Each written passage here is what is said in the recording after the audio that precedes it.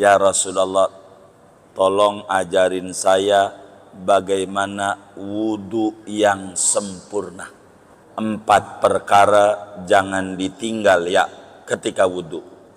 Kata Nabi, 1, asbigil wudu, sempurnakan berwudu.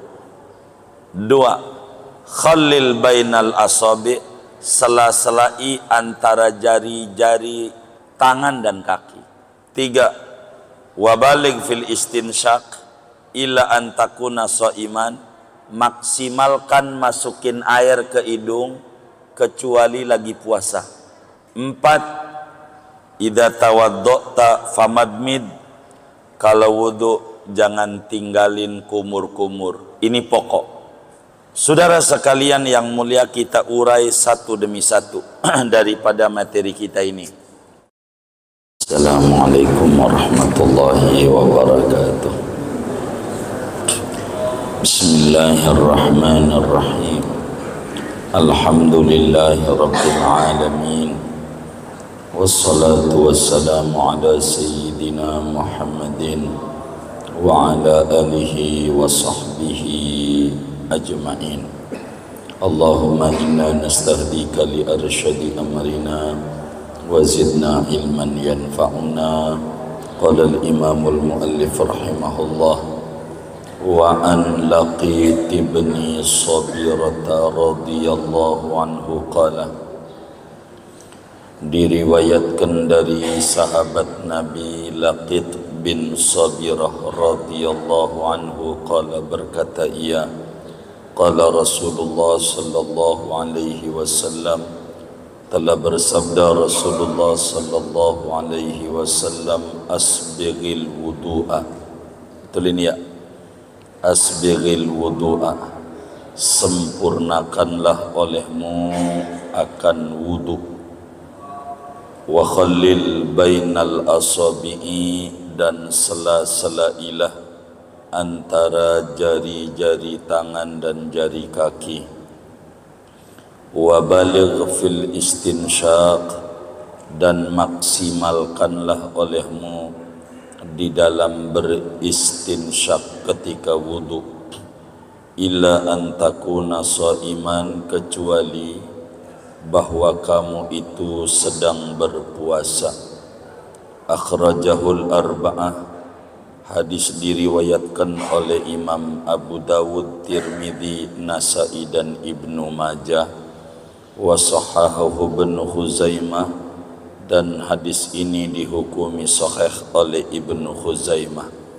Wali Abi Dawud fi riwayatin, dan pada Abu Dawud dalam satu riwayatnya, idza tawaddata famadmid, apabila kamu berwudu maka berkumur-kumurlah. Sadaqa Rasulullah sallallahu alaihi wa alihi wa sahbihi wasallam. Saudara-saudara sekalian, pertemuan ini kita akan membahas 4 macam hukum yang dipaparkan oleh Nabi besar Muhammad sallallahu alaihi wasallam saat kita berwudu. Hadis ini diriwayatkan oleh banyak ulama. Abu Dawud dalam sunannya,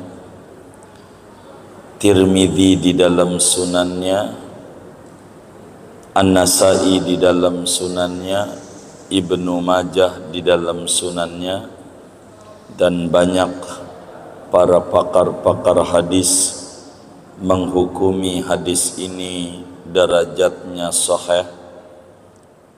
Ibnu Khuzaimah di dalam sahih Ibnu Khuzaimahnya, Ibnu Hibban juga menghukumi sahih di dalam sahih Ibnu Hibbannya, Al-Hakim di dalam Mustadraknya, Al-Baghawi di dalam Syarhus Sunnah, dan banyak ulama menghukumi sahih hadis ini dan hadis ini datangnya dari satu daripada 124.000 orang sahabat Nabi, yaitu Sayyidina Laqit bin Sabirah. Laqit bin Sabirah sahabat terkenal, namun para sejarawan tidak begitu banyak menuliskan tentang perjalanan hidup dari Sayyidina Laqit bin Sabirah. Tidak banyak. Ada yang mengata Laqit bin Sabirah bin Amir, ada yang mengata Laqit bin Abdullah bin Sabirah.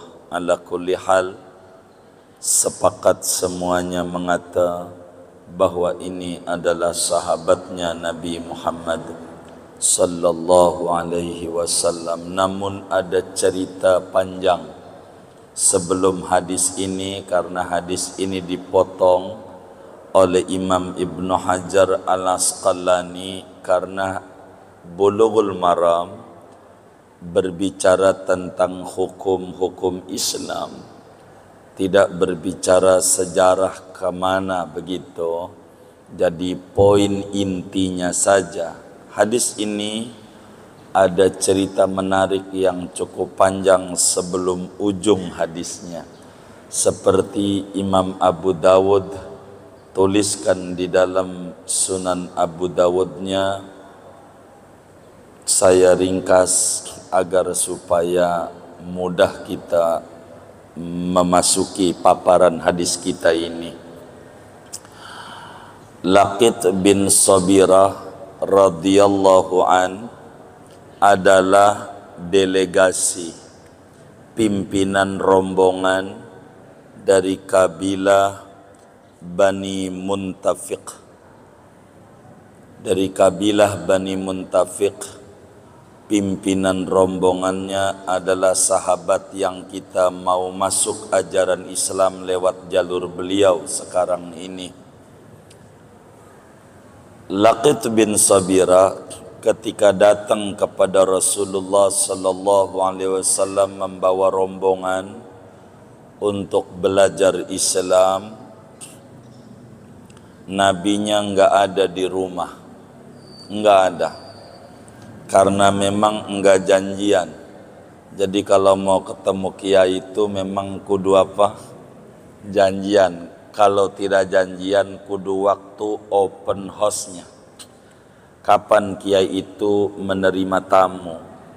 Jadi sehingga ketika datang tidak tahu jadwalnya, tentu Nabi tidak ada di rumah. Enggak ada.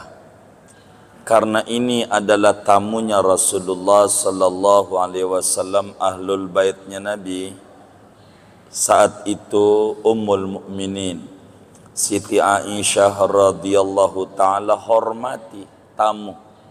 Biasa di antara akhlak Islam kalau ada tamu mesti dihormati. Maka dimuliakanlah ini Laqit bersama rombongan. Dikasih makanan menu enak kala itu bubur kurma. Kasih makanan enak. Lalu kemudian udah makan menikmati jamuan dari Siti Aisyah radhiyallahu taala anha. Lalu kemudian Nabi datang pulang habis dakwah Rasulullah sallallahu alaihi wasallam. Lalu Nabi tanya kepada tamu, hal umira lakum bi syai'in? Apakah ada sesuatu yang diperintahkan untuk anda? Ini duduk makan-makan, sudah ketemu dengan tuan rumah begitu. Kata Nabi, na'am ya Rasulullah. Udah Siti Aisyah. Kata Laqit bin Sabirah, saudara, saat kami duduk bersama Rasulullah sallallahu alaihi wasallam, tiba-tiba khadim Nabi yang biasa menggembala kambing Nabi bawa sakhlah, bawa anak kambing. Nabi ini ada anak kambing, bawa dia ke Nabi, ngunjukin kambingnya udah lahiran. Kata Nabi, kalau begitu potong 1 ekor. Potong.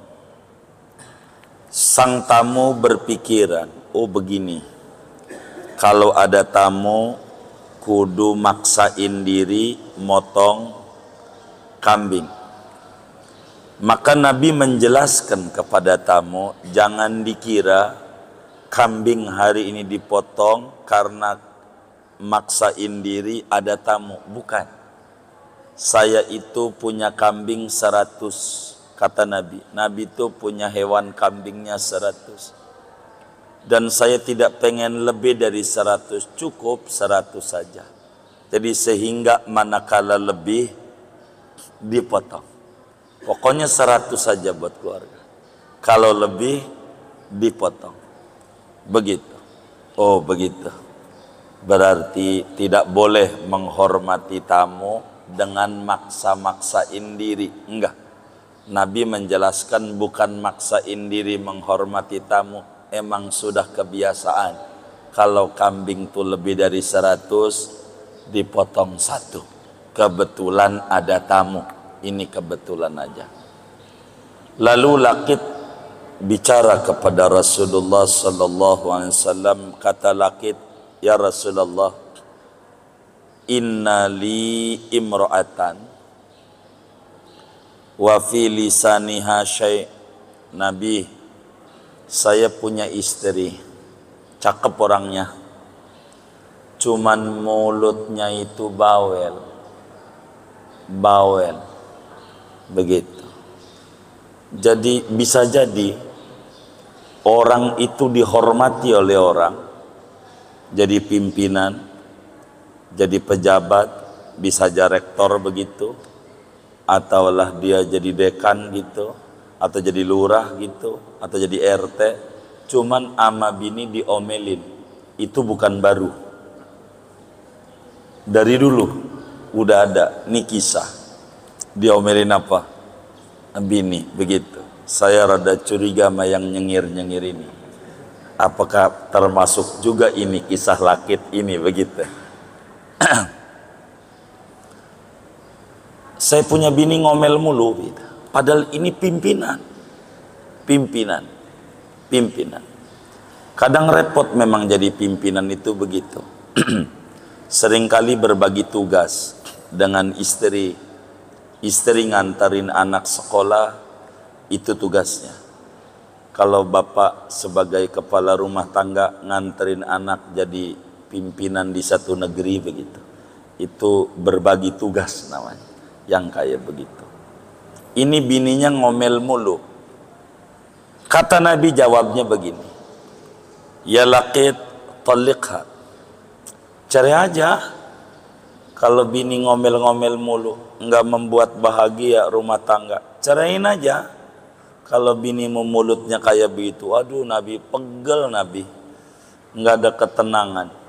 Kata Nabi, ceraikan saja istri yang akhlaknya tidak baik. Lalu Laqit memberikan penjelasan. Kata Laqit, ini masalahnya temen dulu kuliah bareng. Dia bersahabat udah lama sama saya. Innalaha ma'i suhbah. Dia telah lama bergaul dengan saya. Dan saya pun punya anak banyak dari dia. Artinya Laqit menjelaskan bahwa sudah lama punya bini ini. Dan anaknya juga udah banyak. Jadi ketika Nabi memberikan saran, pisah saja istri begitu. Masalahnya anak saya banyak dari dia Nabi, dan dia sudah lama bergaul dengan saya kemana-mana. Nabi mengerti bahwa dia cinta sama istrinya, walaupun mulutnya bawel ya. Dia cinta karena memberikan alasan panjang. Dia ketemu lama sebelum nikah, udah nikah juga, dan udah punya anak. Kan berarti udah dipahami sama Nabi bahwa ini orang diomelinnya bukan baru berarti. sudah sering banget diomelin bini. Maka kata Nabi, aidha, nasehatin aja kalau begitu pulang dari sini, kamu nasehatin binimu. Kalau memang binimu ada kebaikan, pasti dia bakal nurut sama nasihat. Kalau binimu memiliki hati, pasti sama nasihat itu dengar. Sebab hati yang hidup diberikan nasihat bakal dengar. Orang yang hatinya hidup itu kalau dinasehati dengar. Ente nasihati aja lakit nasihati. Tapi pesan saya, bila ente nasihati lalu kemudian enggak dengar juga, jangan kamu pukul kayak kamu mukul hamba sahaya. Jangan, enggak boleh. Artinya kalau bini udah dinasihati malah melototan dia, lu diam aja. Diam aja. Sebab apa? Sebab cara awet berumah tangga, kun fil baiti kasobi. Kata Sayyidina Umar bin Khattab, cara awet rumah tangga itu, di rumah itu kayak bocah. Anak kecil tuh kalau diomelin orang tuanya, apa yang dia lakukan? Diem ya, diem aja, nggak ngomong apa-apa. Lo sama bini kalau begitu, lo demen tuh sama bini, lo kalau diomelin, diem aja. Lo jangan main tangan, bukan akhlak Islam. Diem aja, diem aja. Itu biasa, ujian. Pimpinan emang luar biasa sama karyawan, sama anak buah, ngomel mulu. Tapi ada kalanya kena bala, dia diomelin sama apa? Sama apa? Sama bini. Dia bisa ngamuk sama orang banyak, tapi kalau sama ini nih enggak bisa dia. Biar kata dia jagoan, tapi kalau sama bini dia tetap cemen dia. Itu bisa jadi. Oh, merengkat dia. Sama bini. Biar kata di luar mau jagoan. Itu sama bini ampun-ampunan. Dan ini rahasia awet rumah tangga pimpinan tuh, begitu. Yang model begini nih demen mainnya ke masjid. Begitu. Kenapa? Tenang. Di rumah diomelin bini mulu, begitu. Di rumah. Lalu lakit bilang begini sama Nabi, ya Sayyidi ya Rasulullah, akhbirni anil wudu. Ya Rasulullah, tolong ajarin saya bagaimana wudu yang sempurna. Dan inilah jawaban Nabi, 4 perkara jangan ditinggal ya ketika wudu. Jangan ditinggal. Kalau Anda nanya wudu sempurna, 4. Mana tuh? Kata Nabi, 1. Asbigil wudu, sempurnakan berwudu. 2. Khalil bainal asabi, sela-selai antara jari-jari tangan dan kaki. 3. Wabalig fil istinsyak ila antakuna so'iman, maksimalkan masukin air ke hidung kecuali lagi puasa. 4. Idza tawaddata famadmid, kalau wudu jangan tinggalin kumur-kumur. Ini pokok. Saudara sekalian yang mulia, kita urai satu demi satu daripada materi kita ini. Yang pertama yang kita bisa ambil dari hadis ini, 1, kata Nabi, asbigil wudu, sempurnakan dalam berwudu. Zahir hadis menyuruh kita wajib dalam wudu kudu sempurna. Zahirnya. Tapi perlu dipahami saudara, yang dimaksud isbagul wudu, menyempurnakan wudu, ada dua pengertian. Bisa saja menyempurnakan berwudu itu wajib, bisa saja menyempurnakan wudu itu sunat. Kapan menyempurnakan wudu ini wajib? Pertama, bila mana pada anggota-anggota yang wajib, sehingga bila tangan ada sisik ikan, atau ada handy plus, atau ada cat yang mana air tidak bisa masuk pada anggota wudu, umpama tangan, maka wajib dihilangkan. Inilah isbagul wudu wajib. Hukum, karena kita ngaji hukum. Wajib menyempurnakan wudu bila anggota wudu yang wajib air tidak masuk tanpa isbag, seperti ada power glue atau apa aja yang menghalangi sampainya air pada anggota wudu. Bila mana air tidak sampai kepada anggota wudu yang wajib, maka isbagnya, hukumnya wajib adanya. Kedua, asbigil wudu, isbag ini hukumnya sunat. Apa itu isbag? Isbag itu adalah ityanu syai'i ala wajhil kamal, yakni ita'u syai'i haqqahu. Isbag itu mendatangkan sesuatu sesuai dengan haknya. Jadi bagaimana isbagul wudu ini perintah Nabi? Ketika wajah yang wajib adalah dari mulai tempat tumbuhnya rambut kepala sampai bawah dagu, sempurnakan ampe bagian bawahnya. Ini isbag namanya. Ampe telinga juga kena sama tangan ketika wudu. Ini namanya isbag. Termasuk pojok mata. Pojok mata ini apalagi subuh, ada kotorannya, air nggak masuk pada pojok mata, jangan sampai nggak kena. Termasuk hidung, jangan sampai ini nggak kena. Sempurnakan. Ketika air turun, orang wudu ada yang kayak gini doang wudunya, belum tentu ini kena air. Supaya kena air, ini juga kudu kena. Ini juga namanya disebut isbag. Ini isbag wajib. Yang sunat ampe bawah ini. Kalau wudu namanya isbag. Ininya kudu kena. Kalau tangan yang wajib ampe siku. Ini jangan sampai ada cat.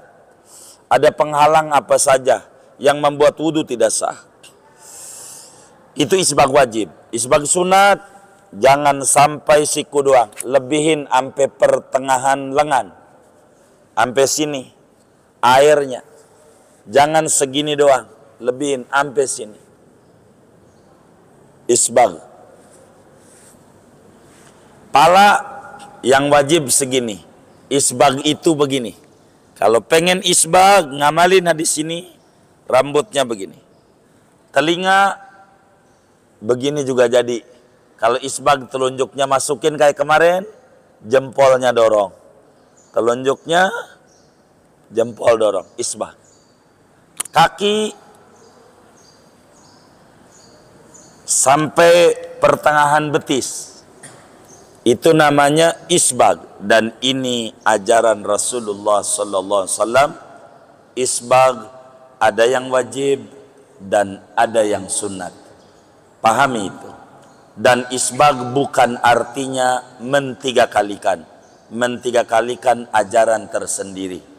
Sekali isbag sudah jadi, 3 kali termasuk ajaran tersendiri. Artinya bukan menyempurnakan mananya kudu 3 kali, bukan. Itu lain ajaran. 3 kali tetap sunat, tapi bukan hadis ini materinya. Sekali kudu isbag 3 kali, lain ajaran. Artinya tetap sunat 3 kali, tapi bukan dari hadis materi kita ini. Begitu materi kita ini. Sehingga hukum isbag, maksud hadis sunat dalam wudu kita isbag. Bahkan bila wudu kita mengamalkan ajaran Nabi isbag, ini meninggikan derajat kita dan menggempur dosa-dosa kita. Dalam hadis yang lain berbicara isbag, Rasulullah SAW menyampaikan hadis begini, ala adullukum ala ma yamhullahu bil khotoya wa yarfa'u bihid darajat. Mau enggak saya ajarin satu kerjaan yang dosa-dosa kamu jadi rontok, diampuni oleh Allah, habis dosa kita dan derajat kita makin tinggi, hidup kita makin berkah. Mau enggak? Kata sahabat, qalu bala ya Rasulullah, saya mau. Kata Nabi, isbagul wudu fil makari, sempurnakan berwudu ketika kita kurang menyukainya. Lagi dingin, biasanya orang kalau lagi dingin asal-asalan wudu seperti di puncak. Tapi kalau kita maksimalkan ajaran ini, mau dingin mau tidak, maka dosa menjadi rontok adanya. Fadilah isbag dari Nabi. Maka yang kedua, hadis ini berbicara fadilatul isbag, nilai kelebihan ajaran isbag, lebih-lebih saat kita kurang menyukainya, khususnya pada cuaca yang sangat dingin, pada daerah yang sangat dingin, kurang mau kita maksimal. Bila kita maksimalkan, dosa kita dihapus oleh Allah, derajat kita ditinggikan oleh Allah, keberkahan luar biasa Allah berikan kepada kita bersama. Yang ketiga, dari hadis ini kita bisa ambil kata Nabi, wa khallil bainal asabi', sela-selailah antara jari-jari. Dohir hadis, wajib hukumnya jari-jari kita disela-selai. Dohir hadis, karena Nabi perintah khallil, amrun bitakhlil, perintah untuk mensela-selai jari. Sedangkan perintah itu dohirnya wajib. Namun maksud hadis yang di sini takhlil itu sunnah. Kenapa? Sebetulnya tanpa disela-selai, air itu sifatnya cair sehingga bisa masuk. Dengan disela-selai, maka makin maksimal di dalam kita kebersihan dalam berwudu. Bagaimana caranya? Kalau tangan, caranya tasbik, digini-giniin tangan saat basuh tangan, namanya takhlil. Kalau pakai cincin, cincinnya diputar-putar, begitu. Ini biar apa? Karena di sini banyak sering penyakit. Kenapa orang jadi stroke, segala macam ada? Bukan gara-gara makanan, kurang maksimal di dalam dia berwudu. Coba dia maksimal berwudu, ndak bakal dia stroke. Saraf-sarafnya bakal hidup, karena dia nggak digini-giniin, sarafnya kurang hidup. Ini di buku-buku ini ada kotoran-kotoran, dan ini bahaya. Bisa glukoma, bisa katarak, dia usap mata, usap aja. Padahal di sini banyak bakteri-bakteri. Ini, kalau jari kaki bagaimana tasbik itu, takhlil, pakai kelingking kiri. Mohon maaf begitu. Ini bakal maksimal bila kita wudunya duduk. Kalau diri nggak bisa. Diri. Nabi pakai jari kelingking. Bawah. Ini namanya metode akupuntur. Kenapa dia sehat saraf-sarafnya? Karena rapi. Pakai jari kelingking. Itu takhlil. 4. Nabi tidak menyebutkan dalam hadis ini jari mana ini. Al pada lapad al-asobi namanya al lil umum. Maksudnya adalah jari tangan dan jari kaki. Seperti dalam hadis Tirmidzi, Nabi menyampaikan idza tawaddata fakhallil asabi ayadaika wa rijlaika. Meski dalam hadis ini enggak jelas, jari aja. Yang mana itu? Tapi dalam hadis Tirmidzi lebih jelas. Kata Nabi, sela-selailah jari tanganmu dan jari kakimu. Maka al pada lafaz al-asabi namanya al memberi faedah umum terkait hadis kita ini. Yang kelima, kata Nabi, baligh fil istinsyaq. Zahir hadis wajib masukkan air ke hidung. Zahirnya, tapi maksudnya sunat.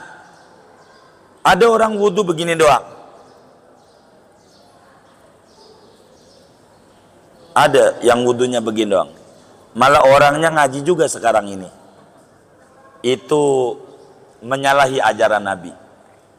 Maulid memperkenalkan supaya cinta Nabi. Ngaji manfaat dari maulid. Bahwa dengan kita ngaji, kita akan tahu syariatnya Rasulullah Sallallahu Alaihi Wasallam. Kalau wudu begini, sunat, air disodot dengan napas, dibuang lagi. Itu maknanya baligh fil istinsa. Baligh fil istinsa.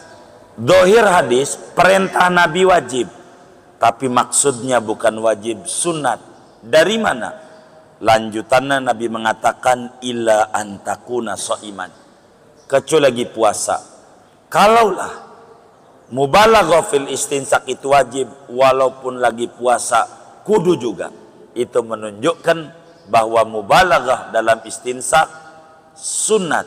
Sebab kalau lagi puasa, jangan menjaga puasa daripada yang membatalkan masuknya air ke dalam hidung, ke dalam rongga dalam, itu akan membatalkan puasa. Jangan kita mengerjakan sunat lalu melanggar yang wajib. Wajib kita menjaga puasa dari yang membatalkan. Jangan nyari jarum hilang kampak. Itu begitu. Ini makna daripada hadis. Sehingga asalnya al-amru yadullu alal wujub. Perintah itu adalah menunjukkan wajib. Namun di sini ada qarinah sehingga tidak wajib. Andai mubalaghah itu wajib, pasti orang lagi puasa pun diperintahkan untuk mubalaghah. Untuk mubalaghah. Sehingga ketika orang lagi puasa jangan, maka menunjukkan hukum mubalaghah. Kalau kita air dalam kumur-kumur masukin ke hidung, istinsak, sedot. Lalu udah disedot, buang lagi. Itu sunat hukumnya. Sunat hukumnya. Kemudian keenam, daripada Nabi punya ajaran illa antakuna shaiman. Illa itu huruf pengecualian, namanya huruf istisna. Asalnya pengecualian itu dari keseluruhan ajaran. Dari awal asbigil wudu, khallil bainal asabi, tapi tidak maksud illa. Illa ini ajarannya pada istinsak saja. Kenapa? Karena kalau pada nyela-nyela jari sama puasa nggak ada hubungan. Pada maksimal dalam wudu, isbagul wudu nggak ada hubungan. Yang hubungan masukin air ke hidung, ini bakal mengganggu puasa jadi batal. 7. Bagaimana dengan kumur-kumur? Maka ulama bilang kumur-kumur sama. Sunat mubalaghah kayak istinsak kecuali lagi puasa. Karena kumur-kumur kalau lagi puasa, sunat kalau kumur-kumur mubalaghahnya begini. Air masukin ke mulut, digoyang-goyang begini ya, sampai tenggorokan. Itu sunat. Ini namanya baligh fil madmadah. Sampai cuman kalau lagi puasa jangan, makruh. Hukumnya makruh, mubalaghah pada istinsak bagi orang puasa. Hukumnya makruh, mubalaghah bagi orang pada kumur-kumur bagi orang yang sedang puasa. Kedelapan, Nabi menyuruh untuk kumur-kumur. Dalam riwayat Abu Dawud, idza tawadda'ta famadmid. Kalau Anda wudu, kudu kumur-kumur. Kalimat madmid fi'il amar, kudu maknanya wajib, zahirnya. Tapi yang dimaksud dengan ini sunat saja. Dari mana? Sunat. Al-Quran ketika nyuruh wudu tidak ada kumur-kumur. Dan Nabi ketika ada sahabat minta diajarin wudu, ikuti perintah Al-Quran. Itu menunjukkan kumur-kumur hukumnya sunat adanya. Kesembilan, yang kita ambil hadis ini dari dohir hadis, Nabi nyuruh kepada sahabat namanya Laqit bin Sabirah. Kata Nabi, asbigil wudu, Anda kudu sempurna dalam wudu. Seakan-akan menyuruh kepada Laqit doang. Bukan, maksudnya Nabi kepada umat.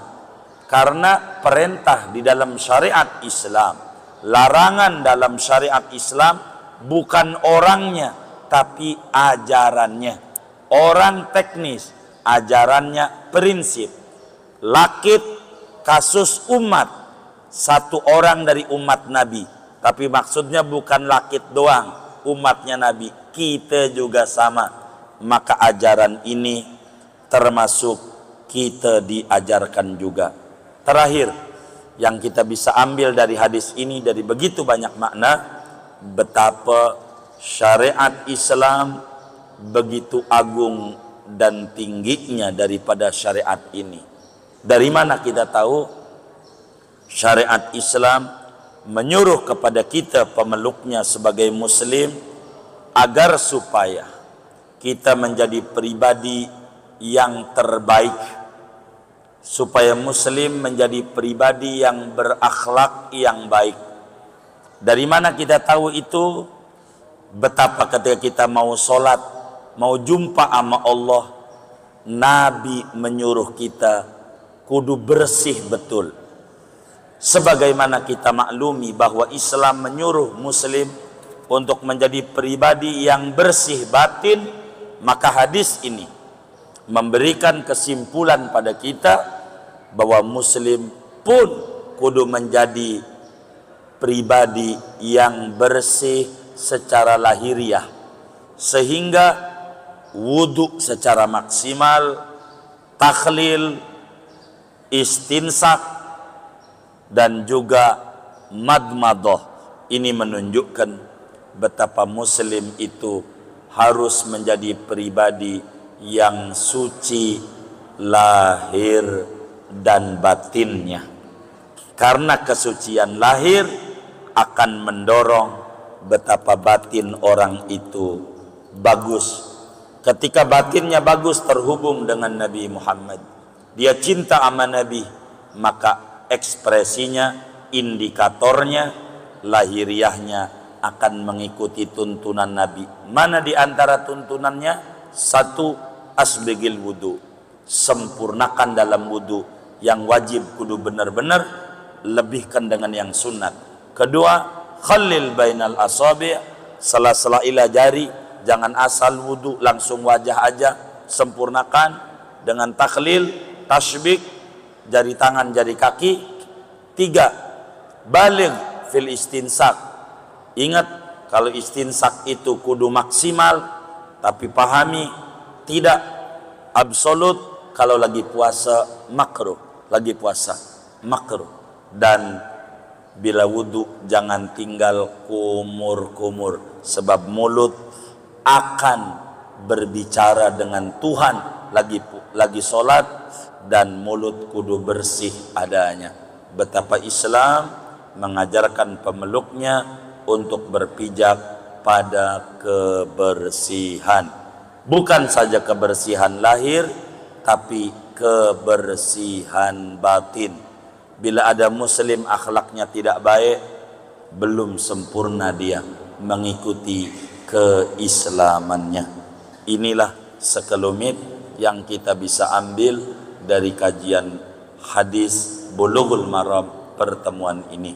Ada yang ditanya mungkin dari materi ini atau di luarnya? Sebelum doa dipersilakan. Wallahu a'lam bishawab.